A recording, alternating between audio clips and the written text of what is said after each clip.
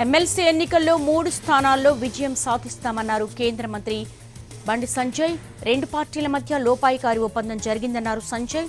కాంగ్రెస్ ఎన్నికల్లో మద్దతు ఇస్తున్నామని బీఆర్ఎస్ చెప్పిందని ఆరోపించారు.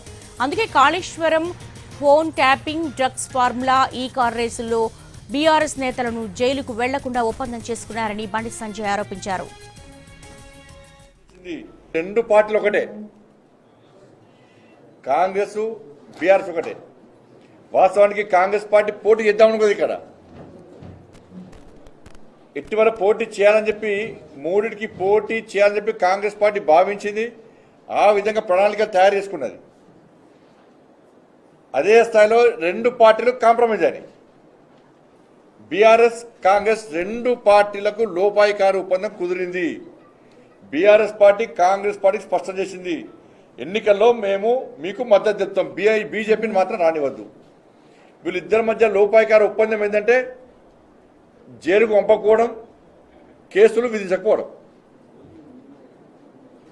మీరు చూడండి, కాళేశ్వరం కేసు, కాళేశ్వరంలో కేసీఆర్ జైలు పోతాడు, హరీష్ రావు జైలు పోతాడు, వీళ్ళు జైలు పోతారు, వాళ్ళు జైలు పోతారు అని చెప్పి అనుకున్నారు.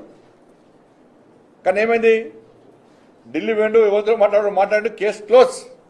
ఎందుకంటే ఎమ్మెల్సీ ఎన్నికల్లో మేము మీకు సపోర్ట్ ఇస్తాం, కేసు వద్దు, అయిపోయింది. నెక్స్ట్ ఫోన్ ట్యాపింగ్ కేసు అన్నారు. మొత్తం టీవీలలో బ్రేకింగే బ్రేకింగ్.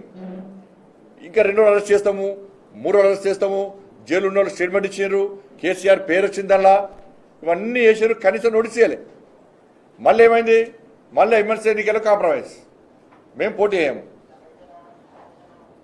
డ్రగ్స్ కేసు కాంప్రమైజ్ అయ్యారు.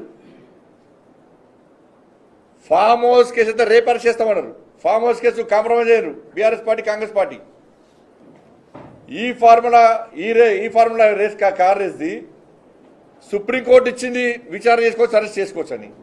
హైకోర్టు ఇచ్చింది, విచారణ చేసుకోవచ్చు, హైకోర్టు